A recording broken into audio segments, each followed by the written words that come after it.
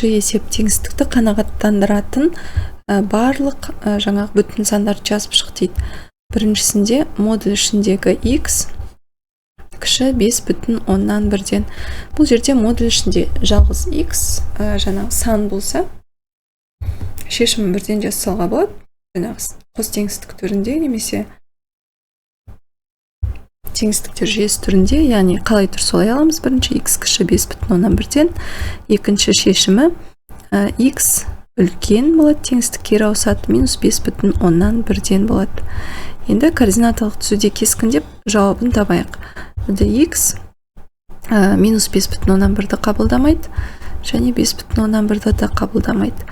Бізде 5,1-ден кіші дейді, минус 5,1-ден үлкен дейді. Беттесуі жауап болады. Сонда минус 5,1-ден 5,1-ге дейінгі сан аралығы болады. Енді осы сан аралығына кіретін барлық бүтін шешімдерін жазып шығайық. Қанағаттандыратын, сонда жауабы бүтін сандарға теріс 0 және 10 бүтін сандар жатады. Минус 5,1-ден үлкен минус 4, минус 5-дің өзі жатады. Минус 5, одан кейін минус 4, минус 3, минус 2, минус 1, одан кейін арғарай 0, 1, 2, 3, 4, 5 болады, одан кейін 5,1-мен аяқталады.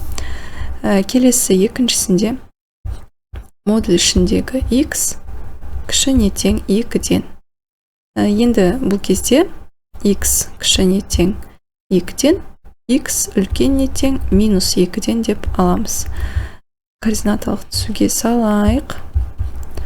Минус 2-ні қабылдайды, 2-ні қабылдайды, 2-ден кіші не тең, минус 2-ден үлкен не тең. Беттесуі жауабы, яғни минус 2-ден 2-ге дейінгі сан аралығы шеткі мәндерді қоса алғанда. Ендеше жауабы бүтін шешімдер минус 2-ні қабылдайды, одан үлкен минус 1, 0, 1 және 2-ні де қабылдайды. Келесі үшінші теңсіздік модуль ішіндегі x кіші 4,3-ден. Сонда x кіші 4,3-ден, x үлкен минус 4,3-ден деп аламыз. Координаталық түзуге саламыз.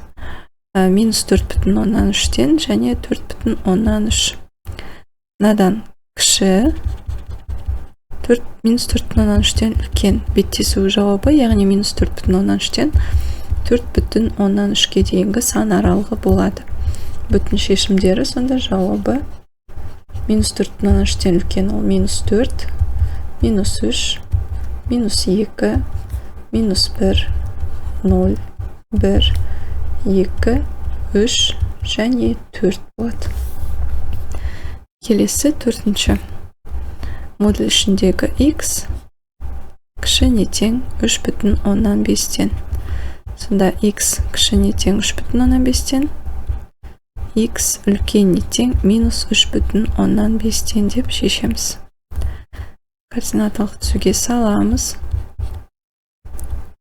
Минус 3,5 плюс 3,5 минус 3,5-ден үлкен не тең, 3,5-ден кіші не тең. Беттесуі жауабы, яғни минус 3,5-ден 3,5-ге дейінгі сан аралығы шеткі мәндерді қоса алғанда болады. Енді бүтін шешімдерін жазайық. Жауабы минус 3, минус 2, минус 1, 0, 1, 2, 3 жатады.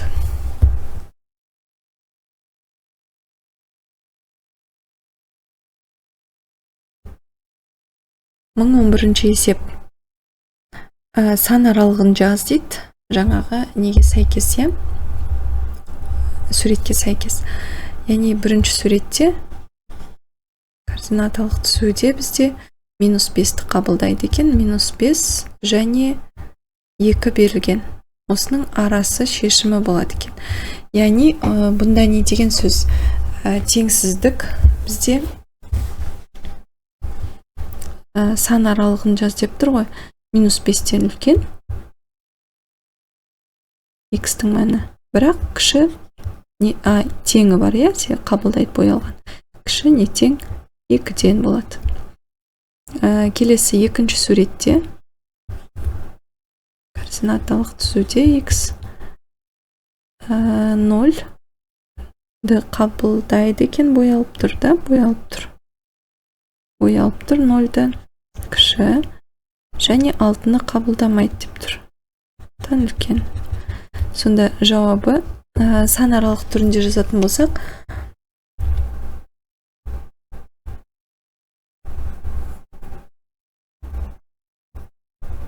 бұл жерде 0-дан кіші болып тұр, x кіші 0-дан, бірақ үлкен 6-дан деп жазам, үлкен 6-дан.